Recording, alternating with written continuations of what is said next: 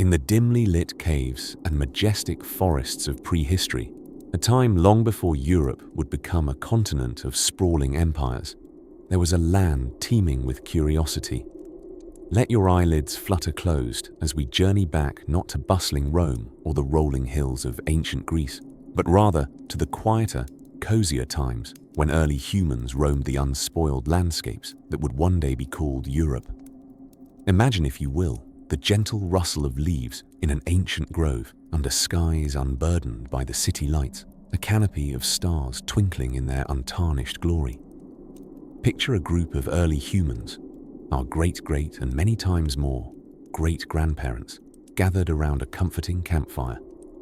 They huddle together, wearing their fuzzy, patchwork cloaks of fur, fashioned not from the desire to be fashionable but rather to keep out the sometimes over-eager, frosty winds.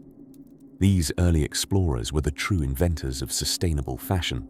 As the flames flicker, casting playful shadows on the rugged faces, their stomachs rumble in a harmonious chorus. The menu for this evening: a hearty stew. And by stew, I mean a rather adventurous concoction of berries, whatever tubers the group could unearth, and, if luck was smiling upon them, a rabbit or two, hopefully having tripped into the cooking pot by accident because no one was particularly inclined to chase one. It's a potluck of epic proportions, if the phrase potluck hadn't been taken quite so literally. Our early human ancestors look at each other and silently wonder the eternal question: to season or not to season? Alas, the herb garden is a concept not yet devised, and here we are, rewriting the annals of history without even a pinch of rosemary. You see, history is not just about wars and treaties. It's about the little everyday wonders and the ongoing quest for flavor. These communities were not just gathering food, they were gathering stories, transforming experiences into the first fabric of human history, weaving tales as they sat snug by nature's hearth. As the night deepened, those stories would float on the cool autumn breeze like wisps of dreams, tiny echoes of what we might now call bedtime tales, perfect whispers to drift off to sleep.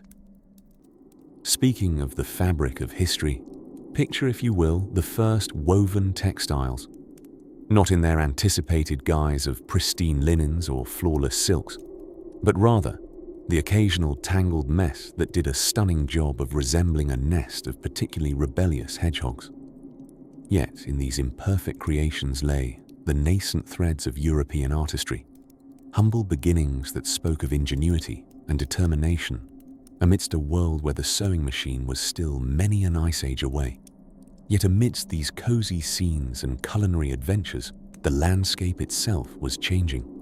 From the frosty tundras to lush forests, rising mountains to meandering rivers, and the eventual shaping of coastlines by waves, nature was busy composing Europe's symphony, one geographical note at a time, a gentle lullaby for the land and all its inhabitants.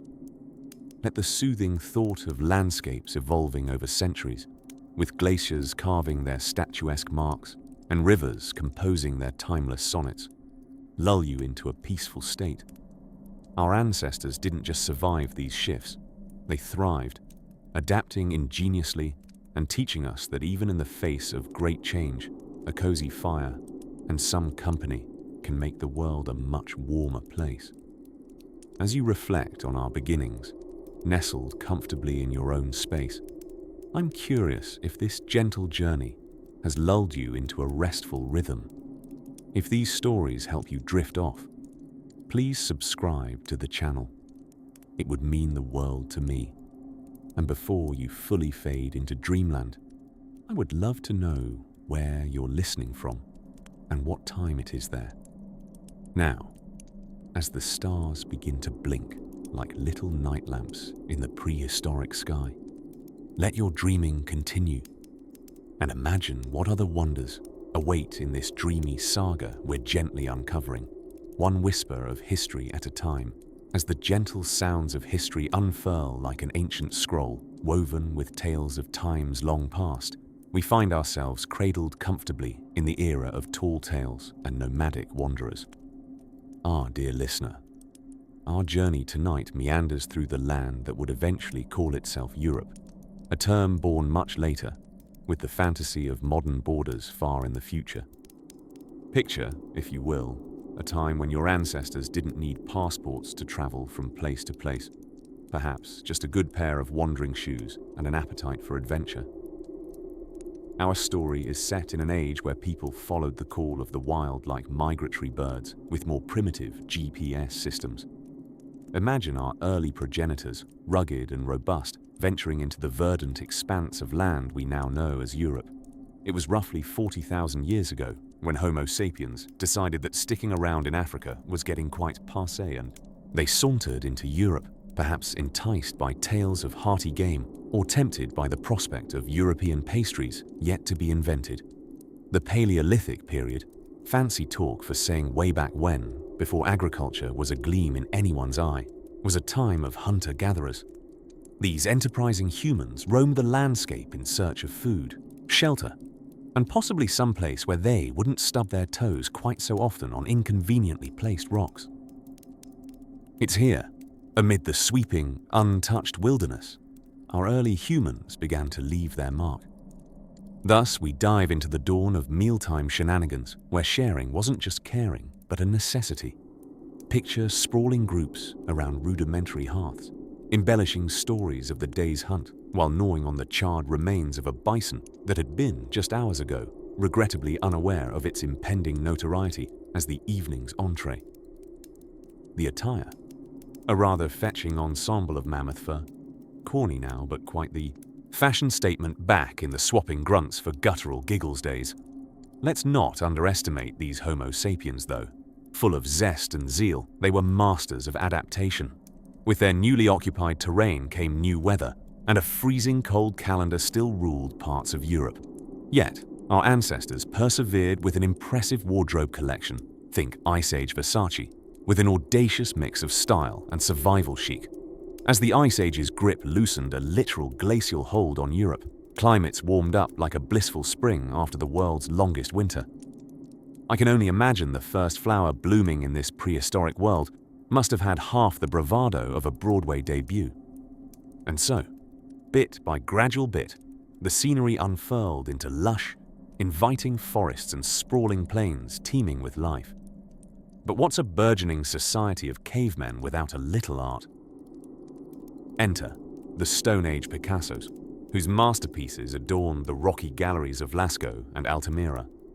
With primitive brushes and powdered pigments, they captured the frantic grace of running deer and the thunderous might of wild bulls, creating a prehistoric art scene predating Instagram feeds by, just a few millennia.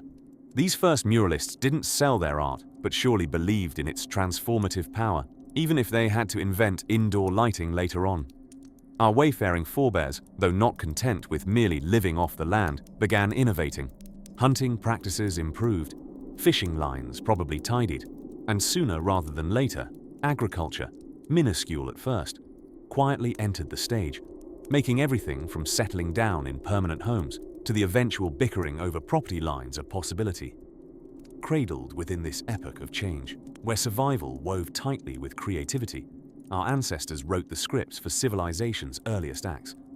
They built foundations of language, mostly grunts with some sincerely earnest eyeball rolls, and communities, resiliently sowing the seeds, both metaphorical and soon-to-be literal, of the Europe we mildly recognize in this time-lapse of humanity. With nightfall whispering ever so softly across the ancient savannah, allow your mind to drift alongside those first brave explorers. Rest easy, dear listener, knowing that even in the most tumbling twists of history, there's always another dream on the horizon, another chapter of discovery just around the bend. But worry not, for that tale awaits in the gentle embrace of the next chapter's glow. Imagine, if you will, a time when Europe was an untouched wilderness, its core as mysterious and inviting as a particularly stubborn jigsaw puzzle piece you'd find beneath a sofa. We're drifting back over 40,000 years to an age where flint was all the rage in tools and fire was about as exciting as discovering that your remote control has a button you never knew it had. You see, as much as Europe today is known for its harmonious charm and occasional traffic circles that baffle even the bravest explorer, it was once the stomping ground of an intrepid group of human ancestors known as the Homo sapiens. Here, amidst lush forests and chilling winds, they played the ultimate game of Survival Europe Edition. But let's not forget their co-stars, the Neanderthals.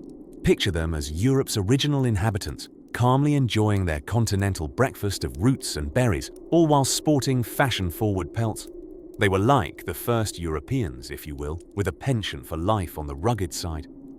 Their unexpected encounter with Homo sapiens was not dissimilar to two groups of tourists meeting at the Louvre, except with more exchanging of tools and significantly fewer selfies.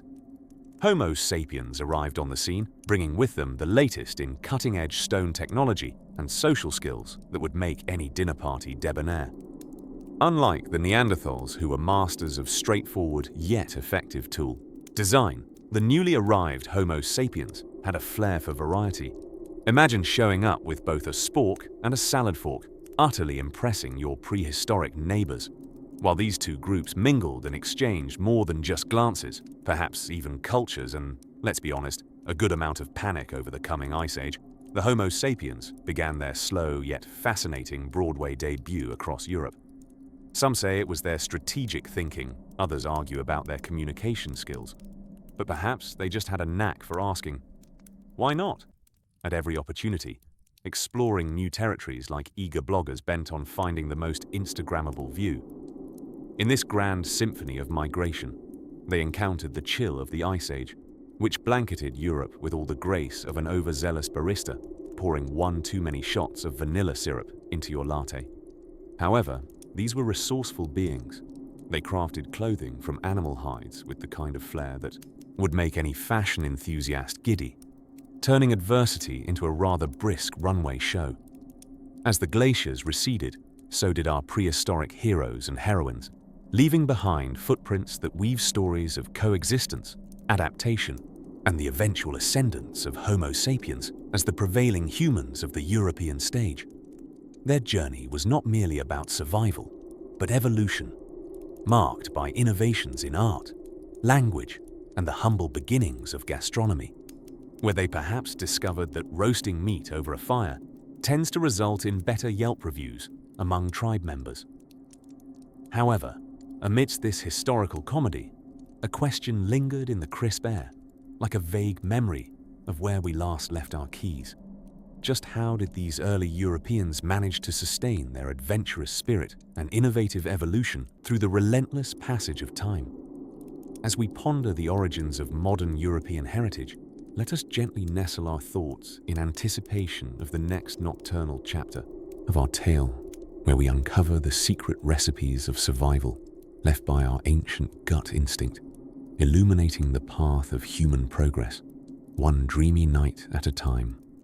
Rest now, as the whispers of history cradle you towards the shores of restful slumber. Ah, Europe, a place where myths collide like the currents of its rivers, and stories hang in the air as entrenched as the fragrance of freshly baked bread from every charming patisserie scattered across the continent.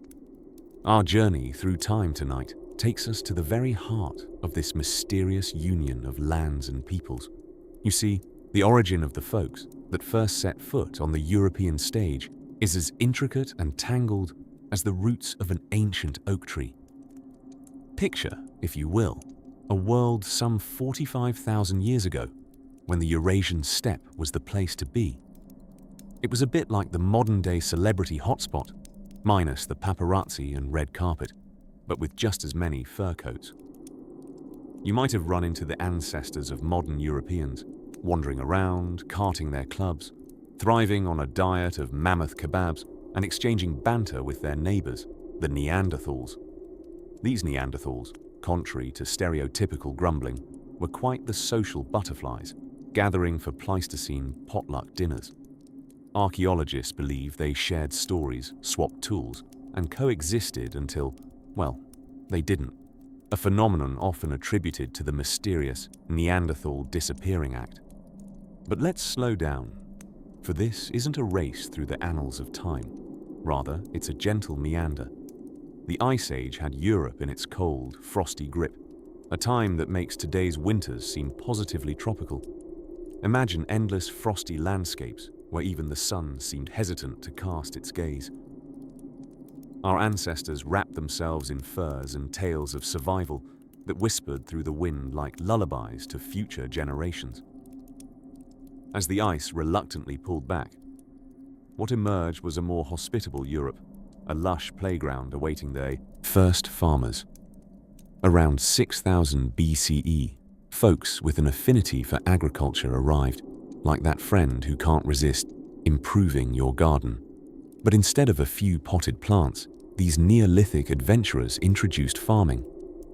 Now, this wasn't about designing the least lifeless front lawn. It was about sowing the seeds of civilization in the fertile soil of Europe. Their efforts bore more than grain. They laid down roots that would transform hunter-gatherers into farmers, shepherding humanity towards community life as they swapped spears for plowshares. In this land of budding cultures, the only thing moving faster than the seeds scattered by hand were the ideas that seemed to travel through human networks like ancient invisible Wi-Fi. Alongside new agricultural techniques came other novelties, like pottery, polished stone axes, and of course, fashion statements involving woven wool that were absolute trendsetters. Just imagine the bedrock-style aesthetics, which would probably make a fascinating Pinterest board. Neolithic chic. But then came the Bronze Age with its metalheads. These people were smelting copper and tin into an alloy that quite literally changed the landscape. Tools and weapons of bronze marked a shift from stone, introducing a metalwork revelry that would echo across the continent. Our ancestors were now capable of epic quests for raw materials, undertaking journeys that made today's backpacking Europeans look like casual strollers through history. Social structures grew more complex. Villages became like cozy tapestry squares woven into the magnificent quilt of Europe. This quilt, colorful and varied, was dotted with burgeoning trade routes that carried everything from amber to amphoras, with a side of herring for good measure. It was a time when bartering over a Phoenician's newly crafted earring, or Gaulish wine, was practically an art form, a melange of culture and commerce, where even language barriers couldn't stop the flow of goods or gossip. As the stars in Europe's night sky twinkled more brightly in the absence of modern light pollution, it's comforting to wonder what thoughts danced in the minds of those early settlers. Did they gaze upon the Pleiades and dream of worlds beyond, or did they merely enjoy the spectacle as a soothing end to a day on the fertile plains? And so, as our eyelids grow heavy with the weight of ages past, we drift back from millennia ago, leaving our Neolithic artisans and Bronze Age traders to their bustling lives. Lives that laid the very foundations of our modern European identity. Rest now in the soothing embrace of history's tapestry as the tale takes a gentle pause, inviting dreams of yore to cradle you into a serene slumber. In the delicate waltz of history, humans have always been adept at finding themselves precisely where they've never been before. Picture, if you will, a frosty morning thousands of years ago, when a group of early adventurers with excellent maps, or perhaps quite terrible ones, found themselves in a new and perplexingly chilly place. This land was none other than the nascent expanse that would one day host the Europe we know, including all of those charming bistros, perplexing politics, and an impressive assortment of historical battles, most of which seemed to involve disgruntled archdukes. Driven by the irresistible force of curiosity, or was it the elusive invitation of better berry bushes, our early ancestors embarked on a leisurely migration across vast and varied terrains. The environment favored them with an eclectic array of landscapes, from the misty moors that one day would inspire eccentric literary protagonists, to the steeper slopes where yodeling might have been invented out of either necessity or sheer joyful acoustics. Let's take a moment and tiptoe into the Ice Age, where glacial giants roamed at approximately the pace of ambitious molasses. It was a time when nature itself seemed to offer two swirling mysteries, both being oversized prom sculptures and the humor of chilly toes.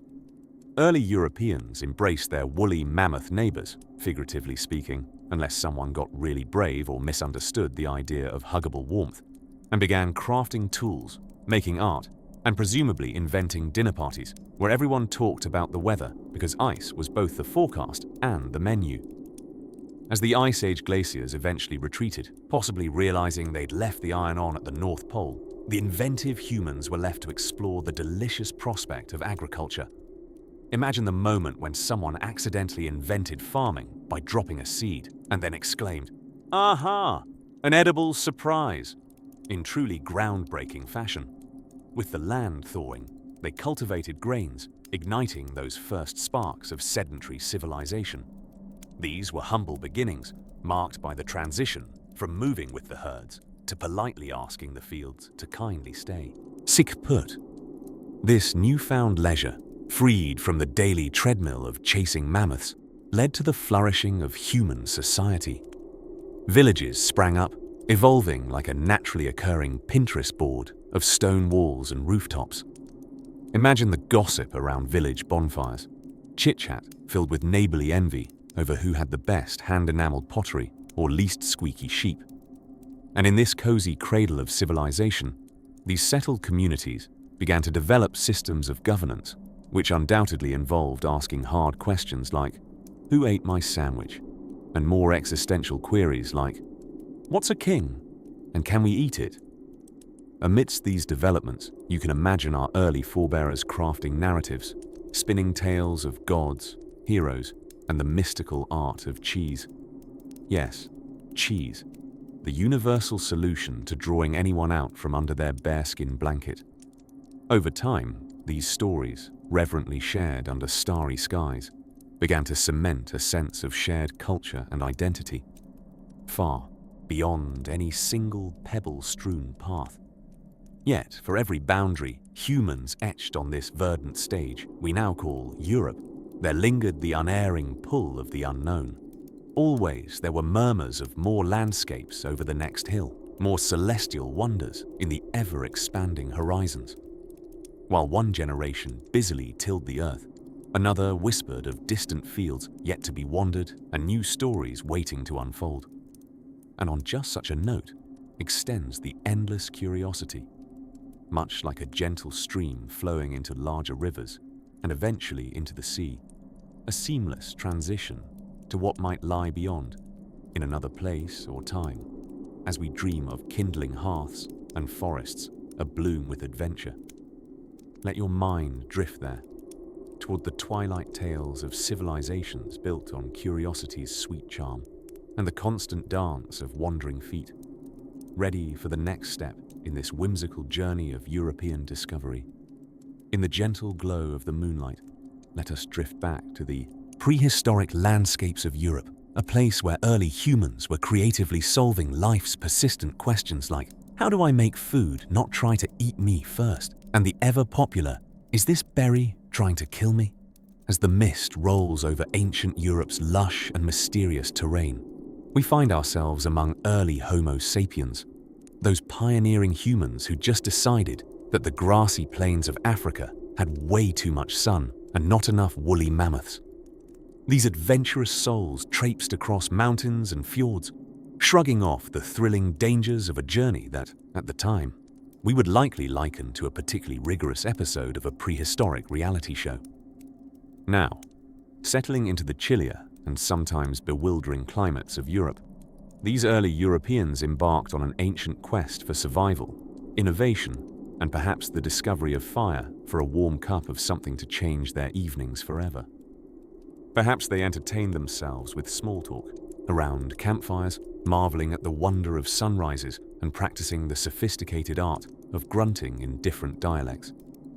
In the grand tradition of significant human genius, our ancestors began to develop rudimentary languages, astounding with their versatility despite being largely made up of deep grunts and something aptly called gestural communication, which is historically known today as the original meme culture. These were the vibrant exchanges of a people discovering the power of community, where strategies for the latest in mammoth hunting trends and berry identification were hot topics. Of course, clothing was invented around this time too, for reasons that were primarily practical, but undoubtedly helped in the budding art of self-expression. Imagine the scene: Jon Snow of the prehistoric era, flaunting the latest mammoth fur cape with matching stone accessories. This fashion statement wasn't just about aesthetics. It made the harsh European winters just a little bit cozier. In the rhythm of Earth's ebbs and flows, these early inhabitants found themselves observing the curious behavior of nature, developing rudimentary farming techniques by planting seeds just to see what happened. It was like experimenting with a prehistoric IKEA kit. Add water and sun and watch it grow up to not kill you, they thought, perhaps optimistically. These fledgling farmers soon discovered that staying in one place wasn't too bad after all. By settling in verdant valleys and along riverbanks, encapsulated by majestic forests peopled with deer, rabbits, and the occasional saber-toothed vaudeville act, they began the long tradition of creating communities that would grow into the heart of early European civilization. Their culinary feats were undoubtedly simpler than today's culinary escapades. Yet one can imagine the enthusiastic community meals that were shared, filled with roasted fauna and whatever flora hadn't yet poisoned anyone in the serene tribe. And so mealtime became a joyous occasion of kinship and cautious experimentation, where whoever feels queasy first was a valid method of food safety regulation. As night wears on, as the quiet hum of cicadas fills the air, the story of these early European settlers, with all their simple wisdom and daring innovations, lulls us toward a gentle rest. Imagine lying next to a campfire under the starlit sky, listening to the evening chorus of the ancients, a tranquil reminder of where we come from and the shared echoes of humanity's long journey across the shadows of time. With eyes gently closed, feel the stillness of the night seep into your bones.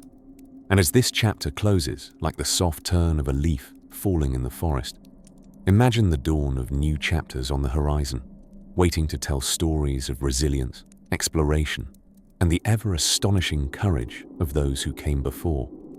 Picture this: a sprawling Rhone River lazily cutting a majestic path through the southern French countryside, like a snake creeping through a bed of wildflowers.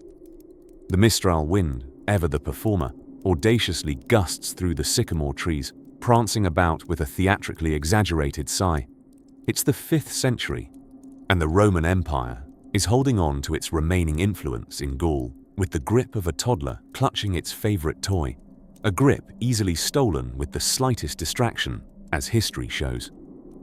At this moment in time, the Franks, a group not commonly associated with fine dining or fashion despite their future moniker, are lingering on the fringes, entertaining thoughts about how Lucius, their Roman neighbor, might feel if someone new moved in next door.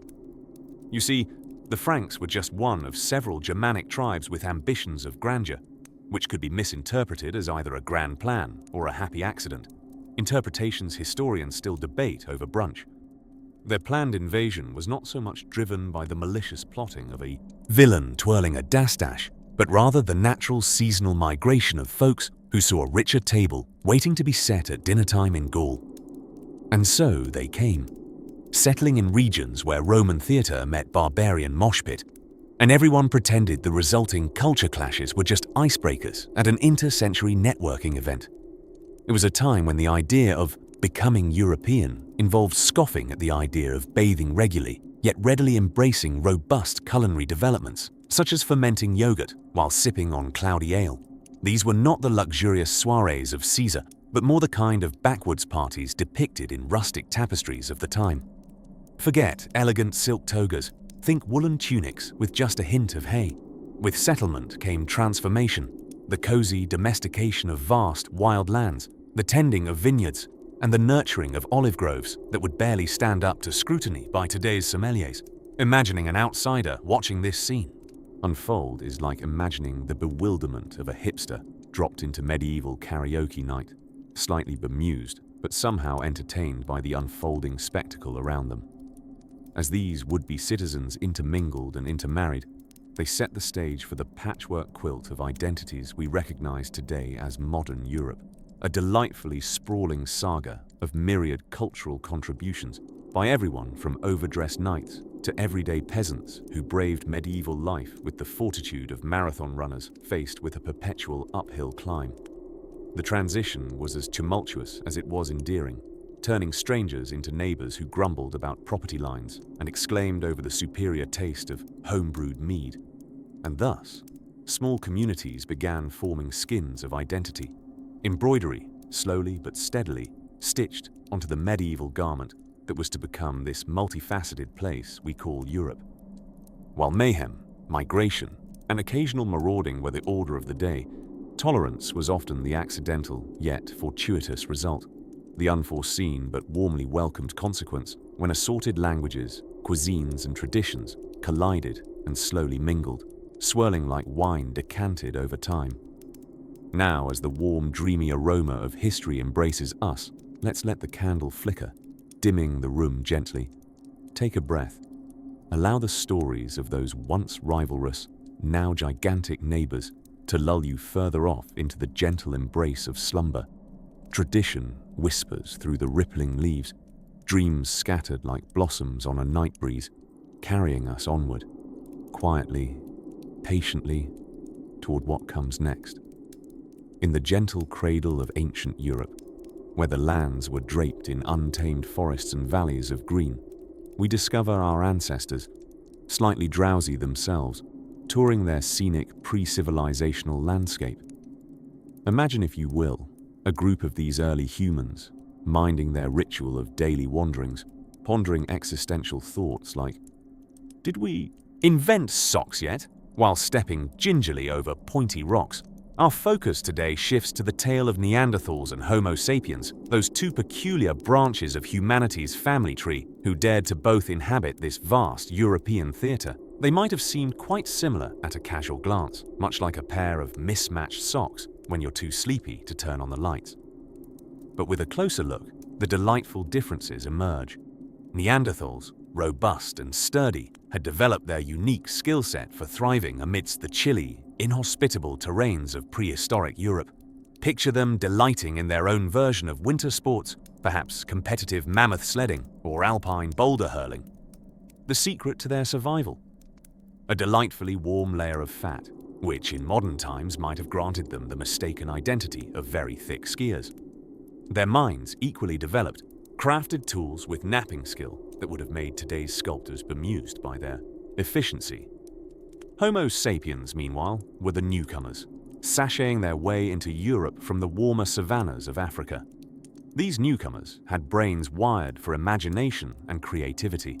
They brought with them not only tools, but the spark for art and culture, the original purveyors of prehistoric fashion and flair. Their stone tools were not just tools, they were fashion statements, accessorized like the handbags of today's social elite, scribbled with early forms of art. This merging of two cultures led to both curious interactions and thoughtful exchanges. Did they debate over the best methods to fillet a mammoth steak? Perhaps they cheerfully shared tips on cave decor, swapping best practices for illuminating interior spaces with firelight ambiance. Ah, the right flicker can really make those paintings pop, one might have said over a bush-crafted cup of fermented berry juice. As we drift deeper into this dreamy tale, we mustn't overlook the pivotal role of the ice age in this soft chaos. The ice sheets, stretching languidly over the continent like a great cold duvet, encouraged our predecessors to gather warmth together. It is speculated, rather lovingly, that our Homo sapiens and Neanderthal ancestors may have bonded during this time, quite literally weathering the storms together. Visualize these ancient family reunions around roaring bonfires as voices mingled with the crackling wood, telling tales of sky spirits and forest animals. Emerging from this chilly snuggle of cultures was a stirring narrative of adaptation, innovation, and let's face it, occasional awkwardness. Imagine figuring out the intricacies of cross-species small talk while trying not to look too enraptured by an impressive brow ridge. Yet, it was out of these unpredictable interactions that modern Europeans began to emerge. A fascinating cocktail of genes from these early gatherings stoked the fires of a new generation. As we pull back from this cozy glimpse into Europe's deep past. Allow yourself to float gently on the idea of connectivity through time, where every yawn, every laughter, and every shared glance between those early humans echoed softly through eons to reach the present, like a whispered lullaby, to guide us into dreamy reveries. With that, let's nestle deeper into this warm tale as we float onward, seeking more sleepy secrets beneath the starlit skies of ancient Europe. Deep in the annals of the great European story, there was a moment when our forebears first pondered the profound mysteries of life, hunting tactics, and why woolly mammoths never ventured into crochet. As the ice slowly recoiled like a grumpy cat from a bath, our intrepid ancestors roamed the lands now known as Europe, with dreams as large as their mammoth stew recipes. This bustling period is akin to seeing a continent slowly awake from a long nap, stretching its landscapes and yawning out glaciers here and mountains there, with Homo sapiens at the helm, steering with what they thought of as unmatched multicultural wisdom. And by wisdom, we mean survival instincts mixed with a dash of territorial tantrums. It was a time of epic journeys, star-studded nights under the same skies they mistakenly believed rotated around them, and an unexplainable obsession with etching horses on cave walls. Welcome to the Upper Paleolithic era, where your neighbors were friendly if you were willing to trade, be it flint tools or the occasional singing skill where one's voice carried so beautifully or horrifyingly. Who's to say? Let's take a pause now to acknowledge the unsung heroes of this era, the Neanderthals. These robust folks, with a penchant for survival that would make reality TV contestants pale, mingled with our ancestors, sharing everything from genetic codes to cooking tips. Thus, a sprinkling of Neanderthal DNA still spices up our modern sense of direction or lack thereof, as any driver who relies on GPS too heavily might attest. The dawn of agriculture kindled with a certain measure of reluctance. After all, why tame plants when you could chase your food around? Praying today isn't the day you become a cheetah's main course. But as seeds grew into legitimate crops, humanity discovered that sitting still reaped benefits, like a longer lifespan and less achy feet. And thus the bonds between humans and plants were reluctantly forged, mainly because legumes had effective negotiation skills, or at least they resulted in less starvation. Ironically, as humans became more sedentary, their imaginations became all the more dynamic. Settlements not only bloomed but started reshaping the tapestry of human existence, providing platforms for ideas as big as human heads and as dense as the stones they could move. This laid the bedrock for the grand cities and awkward town hall meetings of the future. Staring at fire, they probably wondered if one day they'd be cutting deals about land disputes or trying desperately to invent chariots for speedier policing of cattle theft.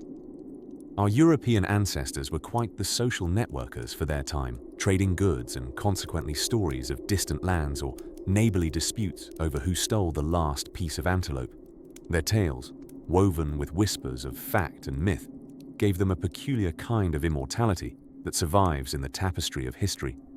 A patchwork quilt that changes with every retelling through the ages, depending on which version best highlights their chivalrous conquest or keeps embarrassing moments buried in unwritten lore.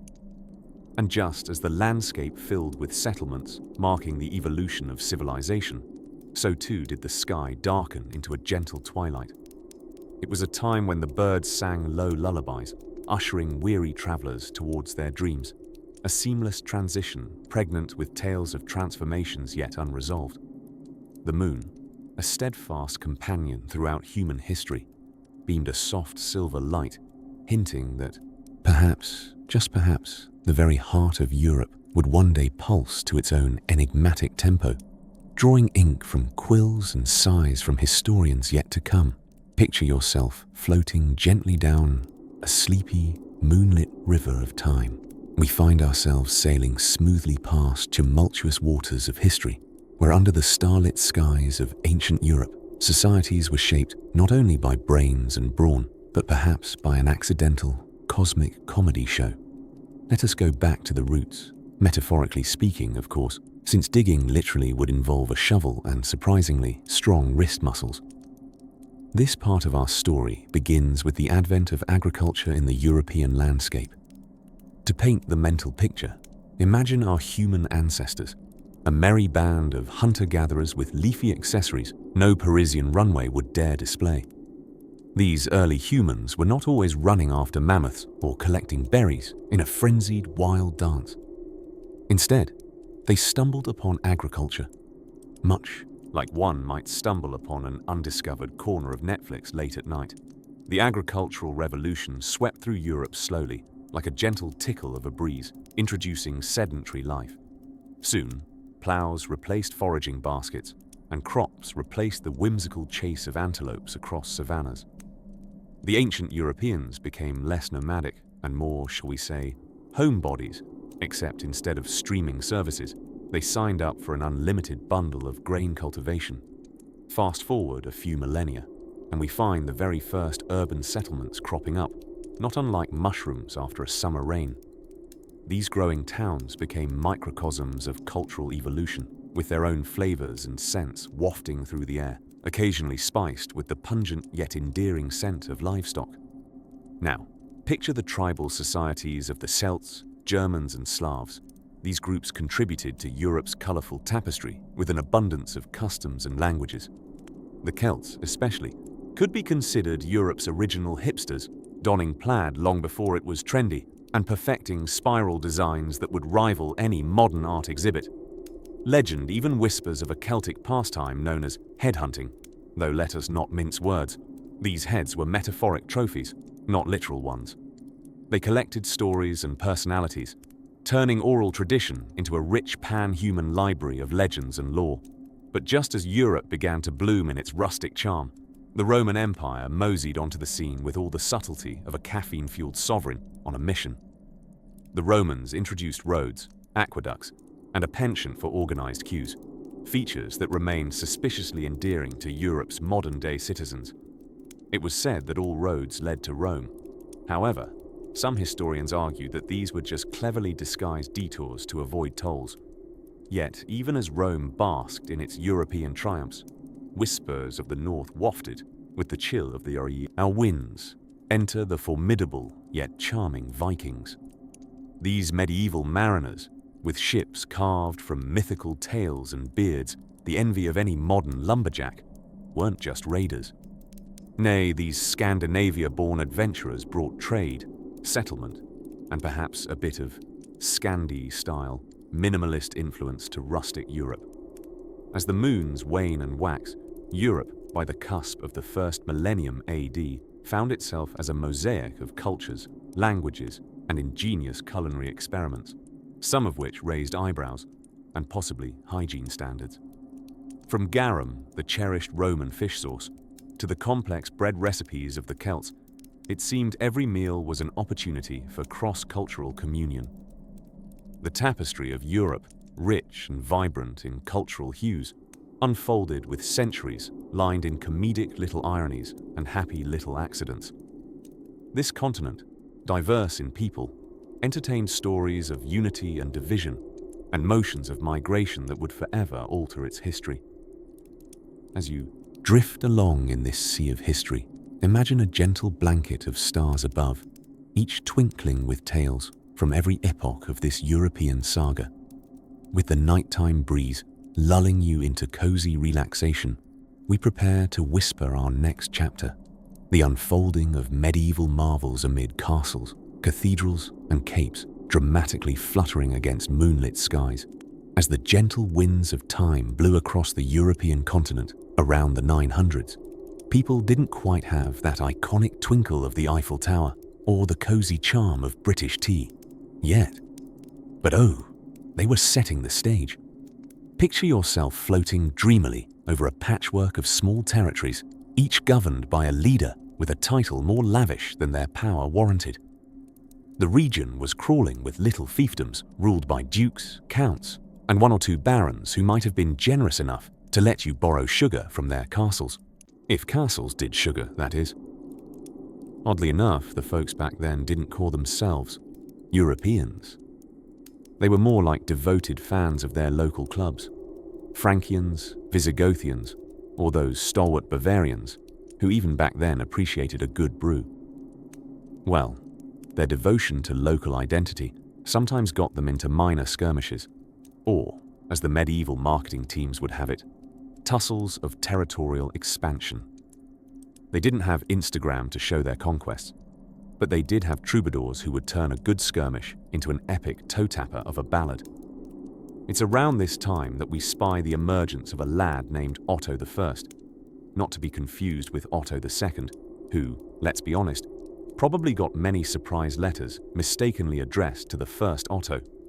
Our Otto was crowned Holy Roman Emperor in 962, which, according to tradition, meant he had the formidable task of protecting Christendom and ensuring that everyone played nicely, or at least a bit nicely. It turns out being an emperor was not unlike being that one friend trying to organize a group vacation where all agree on one plan without accidentally starting a holy war. But Otto didn't rest on his laurels. No, he set forth on what might be generously called a grand European tour, somewhere between a diplomatic visit and enforcing whose face could appear on important coins. His travels took him into Italy, a land famous for its fine fashion and pasta, neither of which, regrettably, were invented yet. Nevertheless, Otto brought with him the charm of the north, a charm possibly reinforced by plenty of troops ready to put a convincing spin on diplomatic talks. Of course, every successful emperor needs an unsung hero working diligently behind the scenes. For Otto, it was his brother with the delightfully understated name of Bruno. A man of the cloth, Bruno managed the domestic affairs while Otto busily expanded their empire, adopting a policy that could be summed up as influence first, annex later. It was a symbiotic relationship where one brother handled celestial matters and the other earthly ones, sometimes overthinking how best to get a new kingdom onto their Christmas card list. This was an age where everyone was learning to multitask, but on a continental scale. Territories were never static, always switching allegiances, trading rulers like collectible cards at a medieval fair. Borders drifted like clouds, a bit too cloudy for mapmakers who might have wished they invented pencil instead of ink. Somehow, against all odds and debates that would have been legendary comment sections today, there was a sense of emerging unity, not the let's join hands in harmony sort, but more of a maybe we should occasionally work together, or at least stop borrowing each other's livestock without asking kind. Now, as the moon rises over our journey, casting a silvery light over the ambitions and antics of Otto and his medieval comrades, we can feel the stirrings of something greater. A slow knitting together of tribes, tongues, and temperaments, flanked by rivers and peaks that ignore all human attempts at regional definition. Let us gently drift along this current into the twilight of promise and possibility. As you float ever deeper into the gentle narratives of time, allow your mind to drift silently and effortlessly toward the next weave of our historical tapestry. In the languid embrace of prehistory, let us wander to a landscape where time itself seems to yawn, stretching out across the fertile vales of the Iron Age. It was a time when Europe's temperamental climate thought it was only polite to change its mood more swiftly than an uninvited tick on a prehistoric mammoth. Humans, our resilient ancestors, were right in the midst of this climatic capriciousness, perfecting their most ancient skill, adaptation. As if stumbling upon a particularly amusing knock-knock joke, Mesolithic foragers and their Bronze Age successors began to refine their geographic preferences, inching closer to where Romans would eventually raise their excessively symmetrical eyebrows. Now imagine the perplexing landscape. Forests so dense they were more puzzling than your latest existential crisis, with rivers that couldn't resist meandering as if lost in their own reflections. These early Europeans, with fashion sense oscillating somewhere between practical and it was a gift, began to set the stage for a grand historical saga under a canopy of oak and mistletoe. And who could forget the culinary revolution that took place as our ancient cousins discovered the delectable concept of fermentation? Indeed, it was possibly during one particularly lively evening of communal mead consumption that the first musings of a European identity began to bubble alongside the frothy brews. But perhaps our story gets most interesting when we consider the architects of the continent's stone fortresses, the Celts. Legend whispers that their sense of humor might have matched the delightfully wry angle of their Stonehenge placements. The Celts, avid collectors of stories and collectors of heads, on occasion, one might suggest, had a flair for the dramatic. Warfare, for them, was both sport and theatre, though their penchant for decorative helmets suggests they were the avant-garde fashionistas against the more minimalist tribal designs. As they expanded and mingled like a particularly daring potluck, Celtic culture diffused across the continent, colouring it with their sagas and spirals. Strikingly, we ponder the ease with which they undertook their expansive itineraries, armed with nothing more than an intense stare, a robust gab, and innovative navigational skills, which some say were more art than science. On quieter evenings, under the twinkle of stars laughing at their human companions, it wasn't unusual for a Celtic bard to spin a tale that would rival any epic Netflix series today, complete with plot twists, feisty protagonists, and a morale or two for good measure. All this narration, nestled under delights of hand-carved symbolisms, showed that even our forebearers were not strangers to life's delicious complexities. The Roman Empire, always one to arrive with pomp and circumstance, eventually strolled gracefully across the metaphorical stage, much like a toga-clad guest unburdened by punctuality. Upon meeting the diverse tribes spread across Europe, they promptly consulted architectural texts, drew up bathhouse blueprints, and puzzled over how to pronounce Caesar salad. But we must pause our narrative now, just as we reach a crescendo of clashing shields and multicultural cocktails. Prepare to tiptoe along the boundaries of time to witness the weave of humanity through the tapestries of Europe.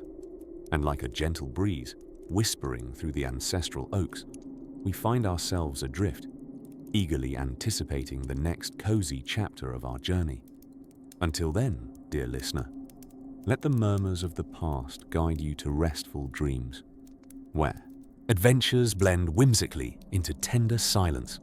As we lazily swing through the vine-covered portals of history, let's sweetly land on the sleepy shores of 5th century Europe, where the plot thickens more than your grandma's stew.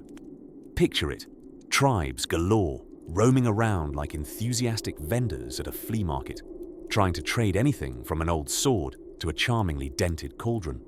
The era dazzles with such lively chaos that one almost expects a medieval master of ceremonies to appear any moment, announcing the next act. Ladies and gentlemen, featuring tonight on our stage, the Age of Migration. In these times, tracking the movement of people feels like trying to catch a handful of fireflies on a summer night. The Goths, Vandals, and Franks, oh my. Each with its own set of customs and a flair for dramatic entry, as if participating in the grand theatre of human evolution. These groups roamed the European terrain, leaving their footprints etched not just onto the maps, but onto the very fabric of what would eventually weave the tapestry of modern Europe. It's all rather cozy when viewed from the comfort of a fluffy pillow, isn't it? You see, our European ancestors weren't always the best at updating their residency status. They preferred to wander. Not because they were perpetually lost, like that one uncle who insists on taking the scenic route, but because they were inextricably linked to survival. When a tribe saw their surroundings and realized greener pastures might lie just beyond the next horizon, they packed up their worldly possessions, a couple of prized livestock, the odd heirloom skillet, and off they went, dreamily searching for new lands to call home. Amid this continuous ballet of movement, languages were about as prolific as bread recipes in an old family kitchen. Dialects mingled, merged, and occasionally parted in a huff, much like any good soap opera cast. Latin flirted with Germanic tongues, laying the groundwork for future linguistic romances. It was as if Europe itself were humming a melodious lullaby, composed of hopeful hellos and forlorn goodbyes, gifts offered, and deals struck underneath star-speckled skies. As we meander through these tales, don't forget the unsung heroes of migration, the bags. Picture the bags slung over shoulders, robust leather pouches housing everything from garnets to garlic. Imagine their contents jostling as horses clopped along dusty tracks, each bump in the road echoing the rhythms of destiny. Oh, those bags. So dedicated they sometimes doubled as emergency pillows, embracing weary heads with the kind of love only well-worn leather can provide. But what do you know? Here comes a gentle giant of history, the fall of the Western Roman Empire. You might think such a monumental collapse would sound like thunder, but in our serene retelling, it unfurls as softly as a whispered secret on a sleeping breeze. Just imagine Romans waking up one day, finding that their empire had, overnight, become more flexible in its membership policies. Though initially distressing, for nobody likes unexpected guests, particularly ones showing up with swords, this gave new meaning to home is where the heart is, as new cultures slowly wove together like threads in an intricate quilt. That's Europe for you, nurturing many roots, where the whispers of one civilization seamlessly blend into the dreams of another. So as we slowly drift under the gentle fog of these ancient migrations, remember this nostalgic truth. The history of Europe is not a resolute monologue, but a harmony of voices, like a lullaby hummed across centuries, perfect for cushioning your gentle journey to dreamland. Now, as the gentle dusk fades to a twinkling veil of cosmic wonder, let us prepare to follow these echoing whispers into lands even more profound, where borders blur and dreams are gently sewn into the quilt of time. As the winds of the past once again lured us back in time, we found ourselves nestled comfortably within the folds of medieval Europe, a charmingly tumultuous era, bursting with eccentricity and a penchant for oversized architecture.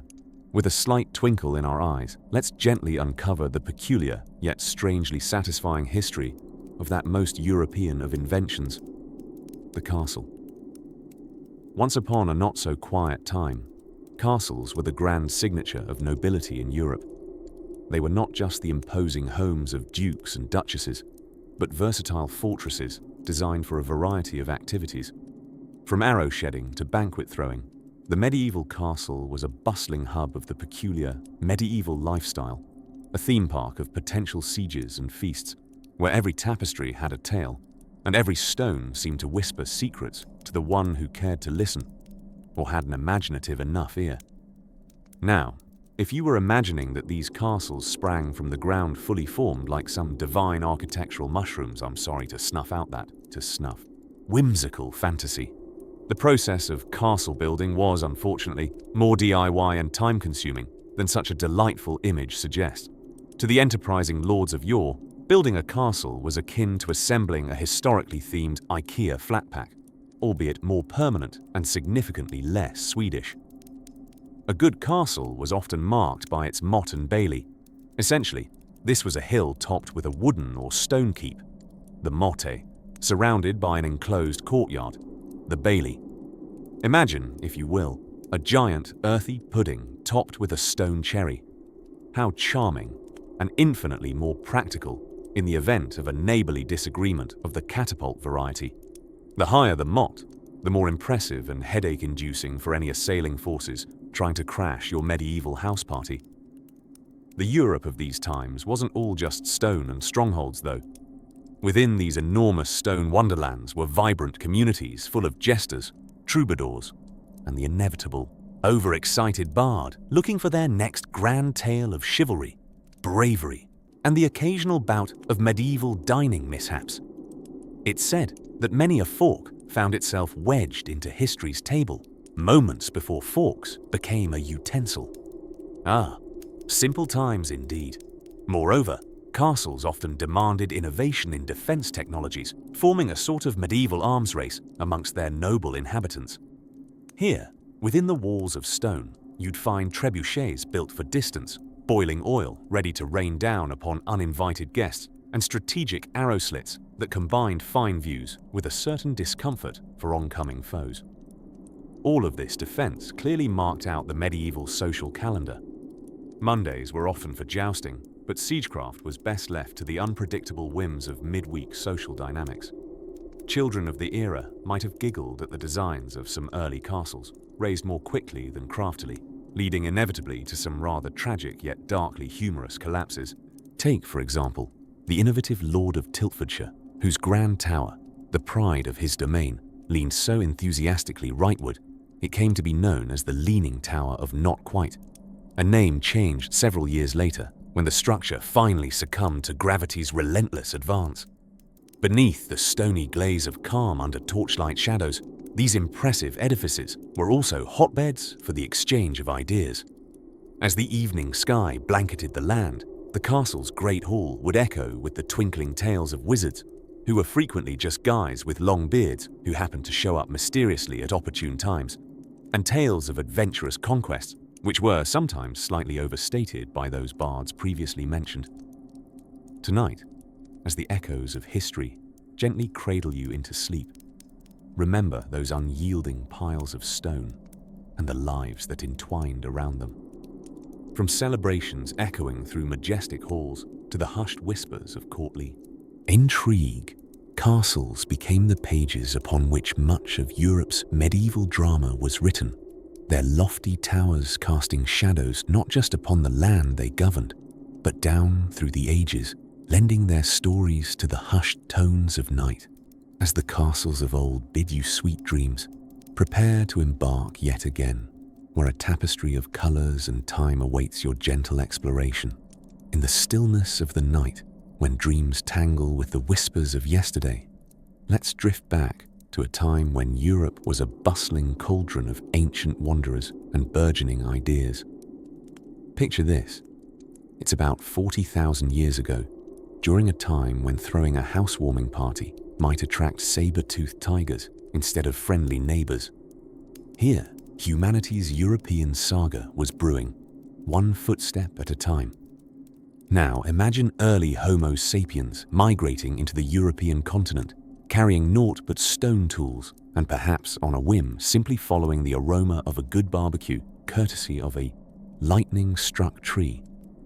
These early adventurers, dressed in chic attire, made from animals who misplaced their fur, were entering a world still echoing the footsteps of the Neanderthals.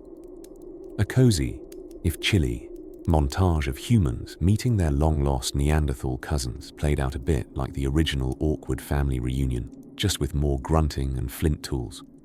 Let us remember that Neanderthals weren't the brooding, aloof types we've miscast in movies.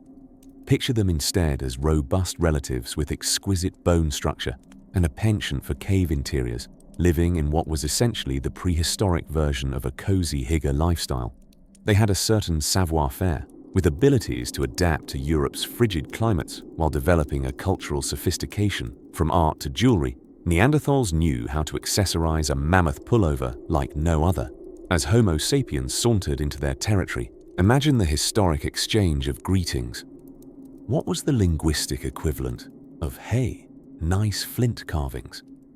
These interactions may have invoked a few philosophical musings over a shared campfire, sparking some of the earliest pangs of cross-cultural exchange, or at very least, a memorable silence marked by interspersed clicks and gestures. It's important to realize that through these interactions, rather than viewing the relationship as a rivalry, think of it more as an ancient collaboration of the greatest kind, with DNA mixing as diversely as a European stew. Humanity's genetic code has since then borne traces of Neanderthals, an eternal reminder that long, long ago, humans were more into merging than purging. As you nestle into your blankets, visualizing these ancient interactions, let's not forget the climatic quirks of Ice Age Europe. Picture the rolling waves of extinction-level cold fronts, followed by fleeting warmth, like nature's own version of acting coy. These environmental swing sets forced adaptations as ingenious as the ones you'd see in a MacGyver episode. Little did they know, Homo sapiens were laying the foundations for a long-term lease on the continent, complete with challenges that would make a reality survival series blush. The human network, threading through ice and forest, slowly began to mesh into what would one day become the sprawling tapestry of Europe.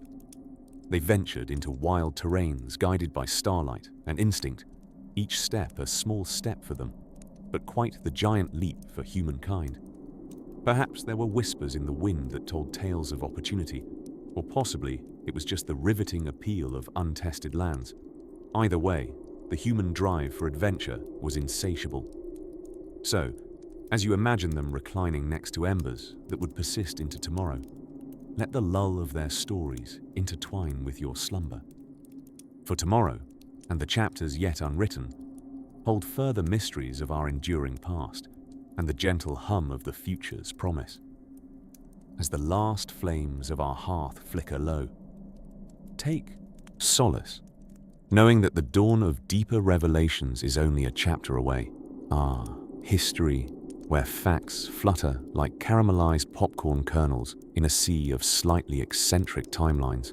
A place where our journey through Europe takes another soft turn into the realm of linguistic intrigue and gargantuan gambits of gastronomy. So let's slip gently into the quilted layers of European evolution, where conversations were less about Instagram likes and more about, well, learning how to pronounce the village's name correctly. Picture this. It's the dawn of Proto-Indo-European language, a time so far back, it's still putting on its slippers. The European continent played host to a tapestry of tongues that was just as colorful as it was consonant-heavy. True, uttering phrases was akin to a verbal workout, but let's just say those ancient conversations had a certain je ne sais quoi. Among these tongues was a merry medley of what would become Romance languages. But do not be fooled by their moniker. For in those days, they resembled nothing of Romance novels, but instead the combined contents of a letter soup. When the Romans strolled in, togas lightly flapping in the Mediterranean breeze, they brought discipline to the linguistic chaos, at least until they left the spaghetti in the library and conquered the British Isles in search of crumpets, doomed to sail back with recipes for soggy tea parties instead. Meanwhile, to the north, the Germanic tribes, a sprightly bunch with a taste for both fermented beverages and efficient consonant use, were busily laying the groundwork for what would eventually give us the term Schadenfreude. In the spirit of joyful mingling, these tribes would later make their way across Europe, gracing the future continent with an accent as thick and comforting as Bavarian cream. In the quiet, verdant landscapes of what now tickles France and Belgium, the Celts thrived, with their brogues giving the Romans linguistic whiplash. The Celts' conversational prowess might have included debates on the ideal number of shamrocks for a rousing jig, or the merits of ancient cider over Roman wine. Yet, as any polyglot will tell you, languages are slippery things, much like a well-oiled slipper on a polished Roman floor. Across the continent, words danced and morphed, leading to the birth of the languages we cozy up to today. And while we might jest about their oddities, they knit together a European identity that was as broad as it was baffling. But, dear sleepy listener, let us not get lost in the symphony of syllables alone. For as these words grew roots, so too did the varieties of meals that soothed the bellies of Europe's evolving populace. Beans, breads, and a bewildering number of cheeses, all vying for culinary supremacy.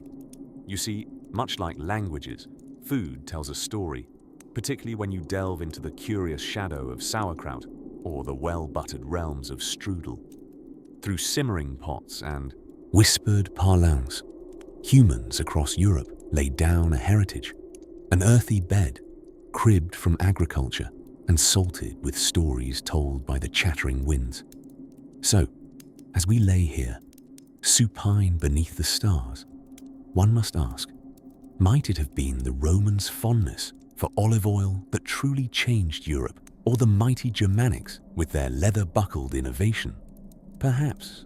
Or perhaps it's merely a testament to Europe's penchant for a grand potluck of cultural exchange.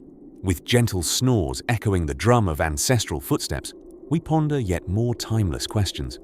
How did these threads of history weave together into the very fabric that blankets our dreams tonight?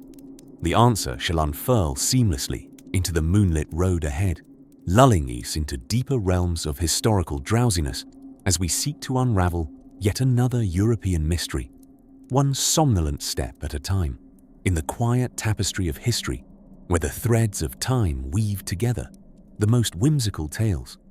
There lingers a rather charming story about how humans became Well, European. Settle in, dear traveler, for we are about to wander through the mists of antiquity, where Neolithic farmers, Bronze Age warriors, and the occasional woolly mammoth all had their place in Europe's surprisingly busy pastime. Picture it, a landscape less developed and more organic. Europe of yore was a place of spectacularly unpredictable weather, with a flair for the dramatic, a fine setting for our ancient human predecessors who were, let's say, trendsetters of migration. These early humans were as wanderlust-stricken as any modern-day backpacker armed with a Eurail pass, albeit without the convenient railways or accommodations. Now, penned into the far northern reaches, we find the hunter-gatherer tribes, seasoned experts at dodging glaciers and mammoths alike, making the most out of Earth's refrigerator, just as the Ice Age was starting to defrost. These nomads were the original DIY experts, crafting tools out of anything available, a mere pebble here, a sturdy branch there. They weren't just surviving, you see, they were thriving in their own chilly Game of Thrones saga, well before HBO got involved. Then, somewhere between the reindeer migrations and dodging icebergs, these early humans encountered a curious bunch from the Near East who had a wild secret: agriculture. Imagine the surprise on our hunter-gatherers' faces when they saw seeds planted by these ambitious farmers sprout into grain, food security literally growing before their eyes. It wouldn't be long before these inventive farmers cozied into Europe, bringing their crops, their livestock, and, quite frankly, a rather serious attitude towards gluten. The blending of these two groups wasn't an instant Instagram story of #besties for life. It was more like a slow, centuries-long episode of a family reunion, complete with all the awkwardness and occasional miscommunications.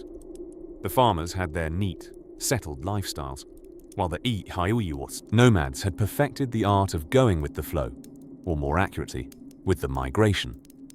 However, as cultures mingled, a fabulous fusion occurred, and soon Europe would boast a genetic jambalaya. But wait, no European saga is complete without a little metallic shine. This brings us to the indomitable allure of the Bronze Age, which swept through Europe like a blockbuster sequel with even shinier props.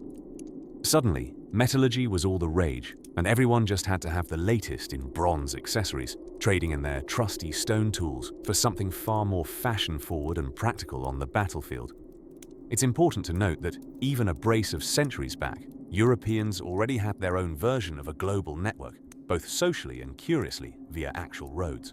From the amber markets of the Baltic to the tin mines of Britain, trade routes crisscrossed the continent like never before, knitting together diverse tribes with a common interest: commerce and shiny objects.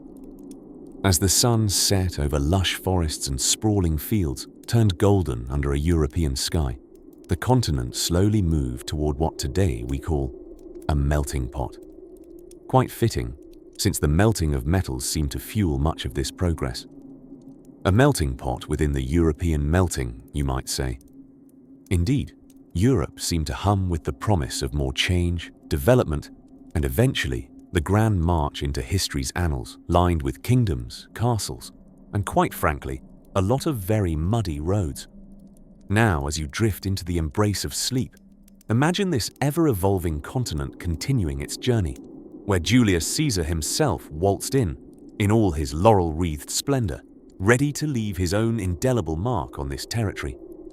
Rich narratives still swirl in the twilight air, whispering of adventures yet to translate into the pages ahead, gently guiding your dreams to even deeper historical enchantments. In the gentle embrace of the European wilderness, sometime after the last glaciers decided they weren't doing their jobs properly and began their grand retreat, our ancestors were, quite unconsciously, busy becoming what we now so affectionately call Europeans. Just imagine them. Bands of nomadic hunter-gatherers with hairstyles that would put any modern hipster to shame, traversing landscapes that were the geography teacher's equivalent of a blank canvas. Now, picture this prehistoric setting as you softly close your eyes. Imagine rolling hills that stretch far beyond the horizon, shifting into mysterious forests where every rustle of leaves is a whisper of ancient secrets. The air would have that crisp, unpolluted quality, untainted by anything more complex than the occasional woolly, mammoth-flavored breeze. These wandering bands, often adorned with their latest, albeit crude fashion, animal skins and primitive ornaments, were as diverse as their landscape. Diverse, you ask? Well, yes indeed. While we might think of Europe today as a mosaic of quaint cultural stereotypes, French cheeses here, Italian hand gestures there, back then, our forebears were embroiled in their own version of Survivor, Ice Age edition.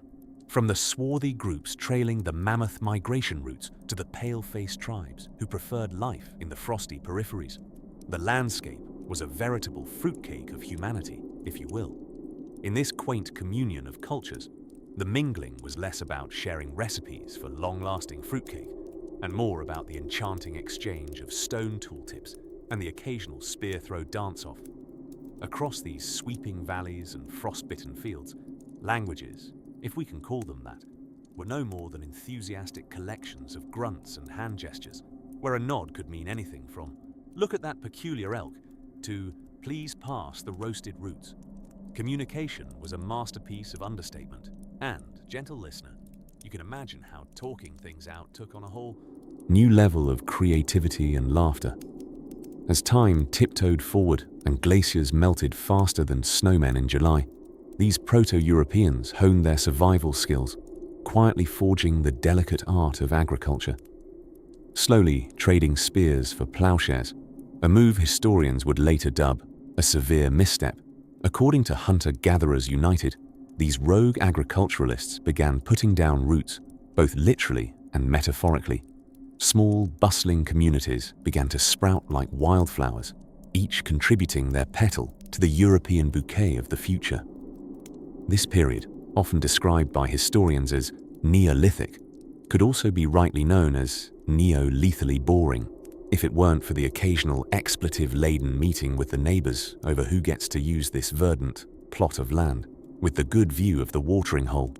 From these early farmsteads, woven baskets were crafted and pottery was perfected, with each village trying to one-up the other in a prehistoric version of the Great Euro Pot Terry-Off. Sounds of rhythmic thumping echoed through the countryside, possibly the beginning of an agricultural folk band, or more likely, the relentless pounding of millet into an edible mush. Through this methodical pounding and tilling, our intrepid ancestors laid the cornerstone for what would eventually rise into the organized chaos we call European civilization. A civilization built as much on bartering potatoes as on bartering the occasional inscrutable Neolithic gossip. As dusk settles upon our sleepy contemplation, pause for a moment to appreciate the fortitude and whimsy that characterized early Europeans. From the cryptic languages of grumbles and handwaves to the gentle thud of millets and mammoths, our predecessors set into motion a chain of events leading to existentially questioning existential thinkers or enthusiastically bewildered night owl storytellers, like me here, talking to you. Let your mind mimic the slow meander that characterized those early European rivers as it meanders off towards pleasant dreams. And as our dreams blend seamlessly with those of storytellers and farmers across millennia, we prepare to explore a world just as fascinating, with tales yet to unfold on the morrow.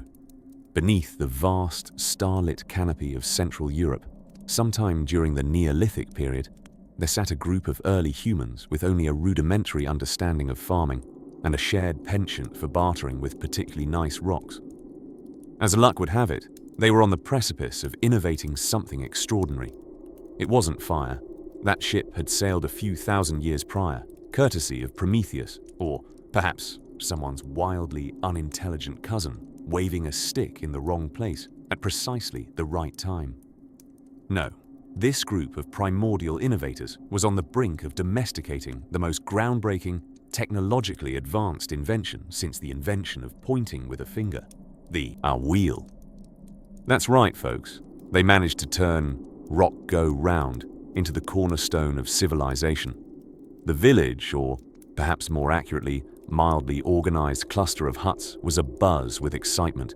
A caveman named Ugg, famed for his wisdom and remarkably shiny forehead, would often be found prophesizing beneath the moonlit sky. Wouldn't it be great, he'd muse, if we could roll heavy things instead of lugging them around like woolly, mammoth-headed fools? A revelation struck them like a bolt of lightning during a particularly intense game of rockball, a precursor to both rock, paper, scissors and basketball, minus any real purpose. An especially observant young lad noticed a round stone effortlessly rolling down a hill and exclaimed, "By the spirit of the sky circle, behold, the thing that rolls." And thus, the concept of the wheel began to spin its way into existence. Or at least, that's the story Ugg would tell the awestruck children who dared to gather around his eternal fire of wisdom. Truth be told, they had actually stumbled upon this revelation through somewhat less poetic means. After all, it doesn't quite hit the same note of grandiosity when the wheel's origins involved one of Ugg's associates accidentally sitting on a log, rolling down a gentle slope, and landing with an unceremonious splash into the village's sacred puddle. Once they realized its potential, this groundbreaking, circular notion began to conquer the landscape.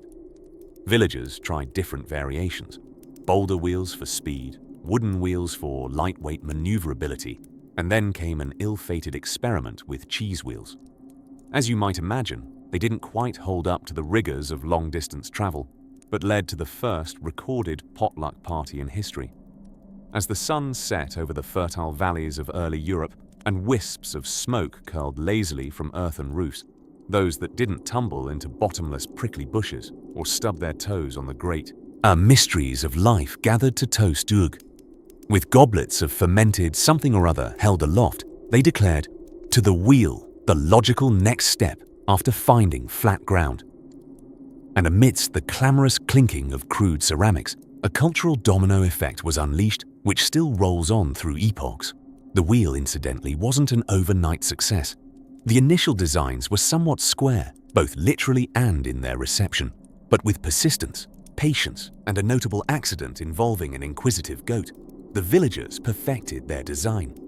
From carts to pottery wheels, the possibilities were only limited by one's imagination and, of course, the social embarrassment factor of riding one downhill while shrieking in either victory or terror.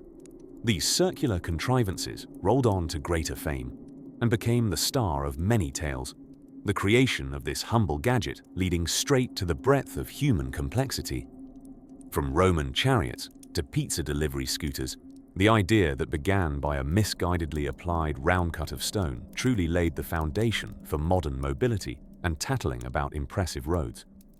As the stars gleam brighter and the wheels have drawn their round conclusions, you might just feel a gentle pull to succumb to the rhythmic lull of history embodied in the simple, soothing turn of a wheel. Every rotation gently lulls you to a place of repose as the whispers of the past continue to unfold, inviting dreams of rotating inventions and more tales left to spin.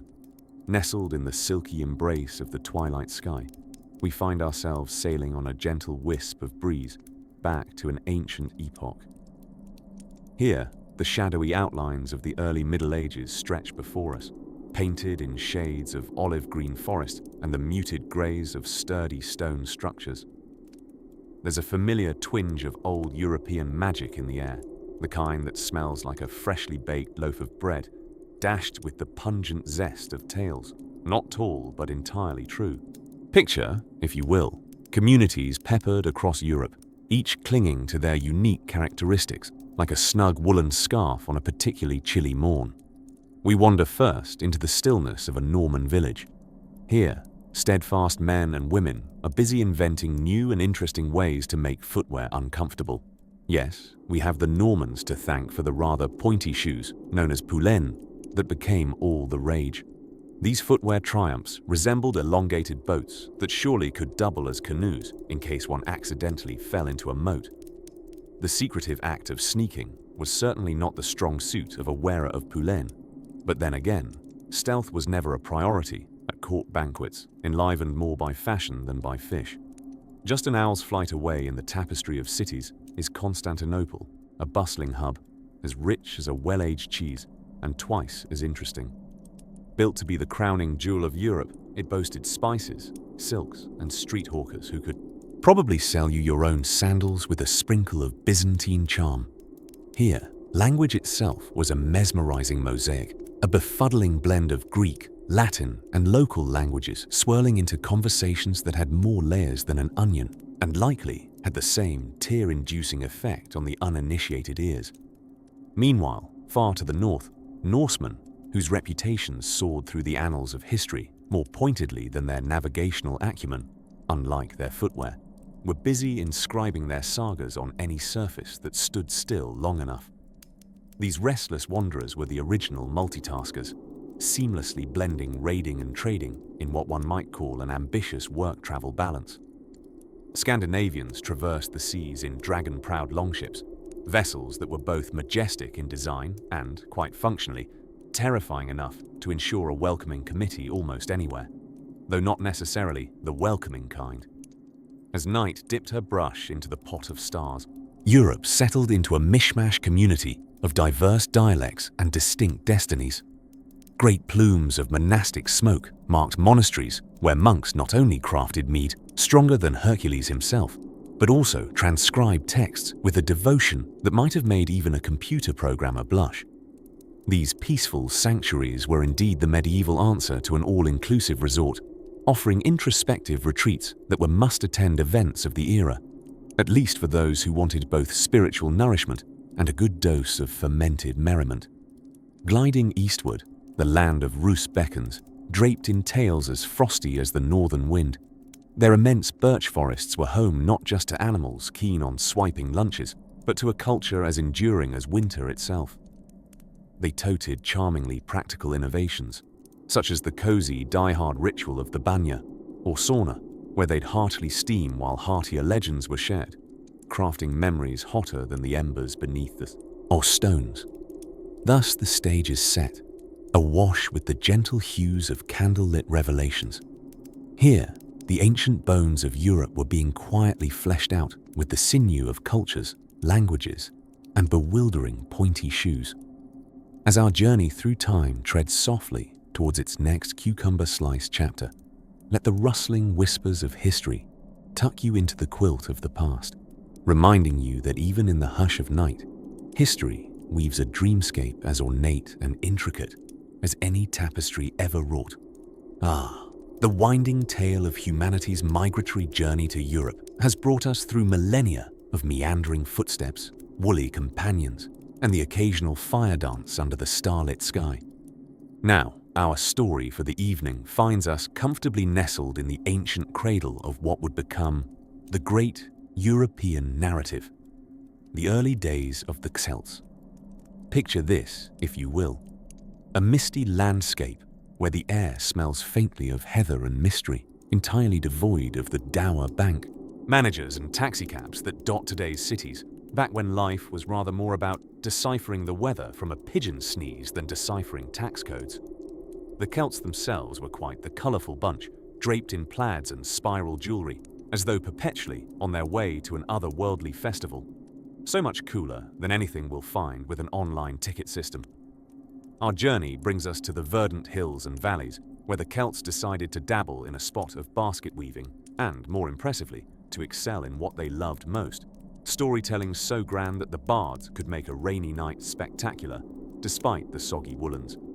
They told tales of gods and warriors, each more improbable than the last, which, of course, in respectable Celtic tradition, were recited by memory till the sheep came home. The notion of Celtic Europe invites you to imagine wandering bands of moustached druids who took multitasking to a whole new level.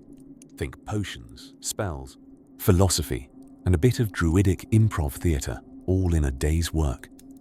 These were surely the original life coaches, although they probably preferred capes to blazers, giving advice under the ancient oak rather than in a corporate boardroom. With the Romans looming on the horizon, it wasn't all mist-covered tranquility and lyrical poetry, mind you.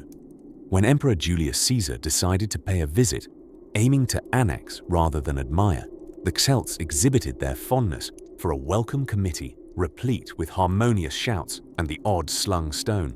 It's the kind of spirited greeting that could really make one feel, well, a bit unwelcome. Or at least reconsider one's vacation plans. So here we have the Celts, tucked away in their European abode, reveling in their pastoral symphony, all the while developing remarkable skills in metallurgy. After all, crafting weapons that doubled as fine art pieces was the height of the avant-garde. They had a flair for the dramatic that made for excellent epic poem material, a discipline they took as seriously as their decision to never take anything too seriously. But as all nattering history aficionados are wont to say, time has a way of moving forward. The Celts didn't do much in the way of chiseling any of this onto papyrus scrolls. They were too busy living in the presence of songbirds and mysterious doorways to the other world. Alas, like footprints washed away by an ancient tide, the stories and lives of the Celts glazed over into the greater European mosaic. As the campfire dims and the stars sway lazily in the night sky above, the beauty of the Celtic legacy lingers, like musical notes strummed by the wind through the forest's leafy green harp. And so, as our journey through this storied land ebbs like the thin mist over Celtic fields, the next chapter of European transformation awaits in the unknown expanses ahead. New tales, fresh histories, and quixotic journeys yet to unfold. Now, as you nestle into your cozy cocoon of slumber, let the myths of those gentle Celtic whispers guide you softly into your dreams, and may the lull of time past carry you sweetly to the next celestial chapter that awaits your sleeping mind. In our soft slumber journey through the tapestries of time, we now find ourselves amidst the slightly bewildered wanderers of the Viking Age Scandinavia. Picture this: rugged Norsemen, top-notch at fine plundering and known to embrace the art of the horned helmet, a piece of fashion that most probably never really existed. Yes, that helmet is a myth, but don't tell that to your high school theatre department. As raiders, traders, and sometimes bewildered tourists, our dear Vikings roamed far from icy Nordic lands, descending like a dramatic historical interlude upon what we call Europe today. They've been credited with influencing everything from political structures in foundations of Russia to law, language, and even hints of hearty breakfast rhythms across British shores. Yet, how did these seafaring historians in making pull it off, you wonder, while gently pulling your blanket up? The answer isn't just in their valiant ships, slicing through waters like butter on a Danish pastry, apologies for the hungry simile, but also in their uniquely creative approach to societal travel. Forget the gold and fine linens. Viking innovation lay at the heart of their woolly voyages. Let's begin, shall we? Imagine legions of bearded, tattooed life coaches setting sail not for their health, but for something altogether more substantial: glory and farmland. Under starry canopies, their Nurs, nimble ships akin to engineering's lullaby dreams, kissed many shores from England to the Byzantine Empire, as if ensuring each could tell tales of Viking charm.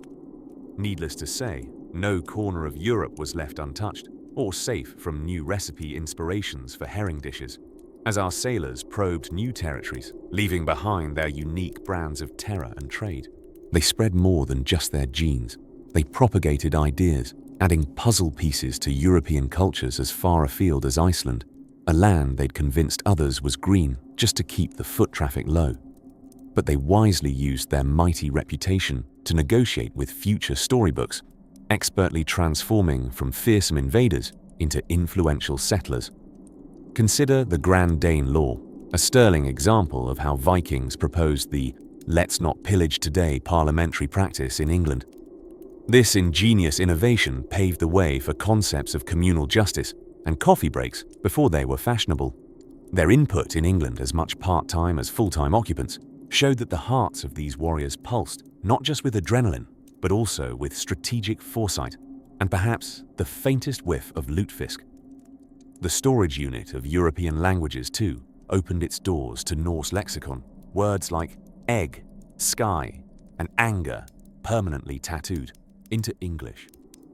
Their lexicon injection, a gentle experiment in linguistic knitting, left a mark evident even today, like the ancestral purr of an ancient dialect hidden in the clutter of a modern conversation. Meanwhile, silently marching alongside these Viking sailors through our European soup was a series of not yet discounted fashion items, best described as tunics and wool socks. Perfect apparel for a bedtime story, may I say. This gossamer attire told more than just tales of comfortable couture. It narrated a vibrant exchange of cultural trends between Europe's past and its Norse protagonists. Indeed, it's a revelation that civilizational evolution can, at times, rest hingely on a well-sewn hemline. And so, dear dreamer, as our Viking friends settled, their settlements evolved into towns, then into cities, even capitals, fostering the European civilization we ponder over today while sipping our tea and doing the occasional crossword. With these bold men and women playing ancestors to us all. Perhaps their finest plunder was not gold or land, but the peculiar ability to teach us that sometimes wandering off course leads you to a whole new map. As gentle waves caress the timeline of our story, the saga of how these visitors helped Europe become Europe lulls not only our memories, but our senses. Now, let your thoughts sail softly onward, dreaming closer to the shores where more tales await, their details whispering in the breezes of yet another chapter. In the tranquil tapestry of European history, there is a peculiar thread woven with the finesse of a somnambulant seamstress, the curious case of Charlemagne's shoes. As the story goes, Charlemagne, known widely as the first Holy Roman Emperor, was a man who truly understood the importance of impeccable footwear. In a world where cobblestones seemed to conspire against one's feet, the emperor was said to possess a collection of boots so grand they might well have been the envy of every shoemaker from Aachen to Paris. Imagine, for a moment, young Charles, not yet crowned Charlemagne, seated in a drafty castle in the middle of winter. With his feet cocooned in plush fabrics, he likely pondered not the next epic conquest, but, rather, a more immediate concern: how to avoid frostbite in medieval Germany. It was there, perhaps, that his fascination with footwear was born, a fascination that would soon walk alongside him throughout his illustrious campaigns. Now, while conquering territory often requires a keen tactical mind, reliable allies, and quite possibly the occasional divine intervention, one cannot underestimate the role of superior podiatric fashion. Legend has it that during one particularly grueling campaign, Charlemagne found himself bogged down in muddy fields. As his soldiers struggled to free themselves from the tenacious grip of the European mire, Charlemagne stood confident and dry-footed, thanks to a pair of ingeniously impervious boots. These were no ordinary boots, mind you, but ones fashioned by the finest craftsmen who might have been bribed with extra portions of mead, or perhaps a rare ticket to the medieval equivalent of The Prancing Pony, an equine rhapsody. Those boots, as the story continues, became more than just a means of keeping one's feet warm and dry. They became a symbol of unyielding determination. They say that battles turned in his favor simply because opposing generals were hypnotized by the sheer spectacle of his impeccable footgear. Indeed, shoes maketh the man, or so it seemed in Charlemagne's case. Of course, shoes alone do not account for the emperor's lasting legacy. Aside from his well-documented military achievements and not-so-subtle fondness for grandiose titles, it was Charlemagne's role in nurturing the Carolingian Renaissance that cemented his place in history. Promoting learning and culture with the fierce dedication of a parent teaching their child to ride a bike without training wheels, Charlemagne's reign ushered in a revival of art, religion, and scholarship across the continent. But cultural flourishes do not blossom in isolation. No, they require a rich mulch of alliances and exchanges.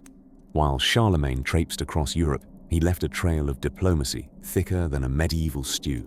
Envision, if you will, the lively proceedings of his court, where the air was perpetually infused with the aroma of roasted game and the hearty laughter of scholars exchanging ideas alongside jugs of wine.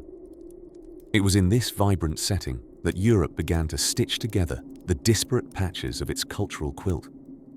As we weave through these yarns of history, one might wonder if the emperor's spectral sandals still roam the ancient cobblestones of Aachen, whispering old tales of conquest and culture to the shadows of the night.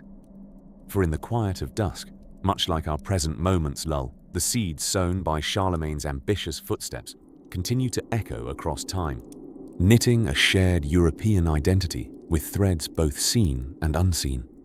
With each step on this somnolent journey through the epochs, we tiptoe ever closer to the final act of our hallowed tale, a chapter where history nestles into the realm of dreams.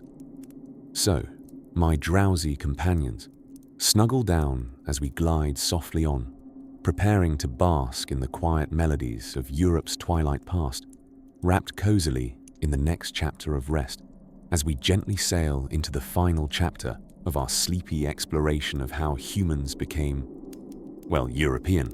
Let's unravel the last few threads of our historical tapestry with the calming assurance of a bedtime lull. Picture, if you will, the long, winding journey of the Homo sapiens who, having triumphantly emerged from Africa with an impressive endurance and possibly an early version of Google Maps, found themselves in the wild, woolly landscapes of Europe. By the time we reached the closing credits of the prehistoric era, our intrepid ancestors had become remarkably adept at surviving the roller coaster of climatic rigmarole that Ice Age Europe had in abundance. Swinging wildly between balmy interglacial picnics and freezing parties that would make any polar bear shiver, they found ways to adapt. Picture it: saber-toothed cat tuxedos and aptly knitted woolly mammoth sweaters. Surely the fashion must-have of the epoch. The last leg of this journey focuses on the convergence of diverse cultural tapestries and the mingling of noodle recipes across prehistoric dinner tables. The newcomers from the Anatolian lands brushed elbows and shared ancestral stories, or gossip, as it was probably known, with the hunter-gatherer Neanderthals and the Mesolithic Europeans, forming the genetic cocktail we now politely sip as modern Europeans.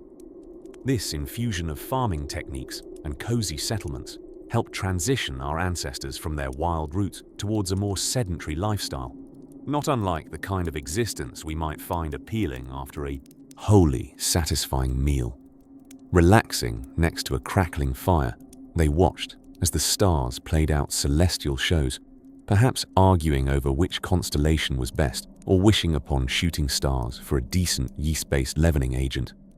Our historical protagonists, therefore, embarked on one of humanity's most ambitious projects, civilization with a capital C, by stumbling upon domestication, agriculture, and an early appreciation for evening socials. Their humble abodes, with walls that indeed spoke volumes, became the gossip hubs of the day, where early linguistic contracts, including the first, "I didn't eat your mastodon leg, I promise," were drawn. As Europe transitioned into the Bronze and Iron Ages, carrying with it the secret recipe for both metallurgy and a well-braised lamb, our ancestors crafted tools that would shape the future. They forged alliances and shields, created law, and from the slightest whisper of a breeze came the flutter of a grandiose tapestry, a mingling thread that spun tales of migration and integration, courtship and conquests, echoing through the valleys and caverns. These were the times when legends began and history blurred like an impressionist's dream, a delightful ambiguity that let the imagination dance in the moonlit meadows of creativity. Heroes recounted deeds of renown around the shimmering glow of firelight, and myths melded with reality, as if suspended in the amber of memory. As the curtains gently close on the kaleidoscope of our tale, our weary yet wiser travelers, your ancestral kin, find a comfortable spot under the canopy of a European night sky. Here they close their eyes, cocooned in the knowledge that their journey, though dotted with challenges and changes, has painted a unique mosaic, a vivid portrait of survival, discovery, and quiet resilience. With that, dear listener, together we lull into a restful pause, knowing this story, now comfortably tucked beneath the quilt of history, is yours to dream upon. The paths that unfurled underneath the ancient European skies still echo softly, inviting you to wander their serene expanse once more, or close your eyes and sail into the seas of slumber. So let your mind drift gently, lulled by the soothing rhythm of time's journey. Good night, dear listener, and may your night be filled with dreams as epic and sweetly spun as the tales we've whispered tonight.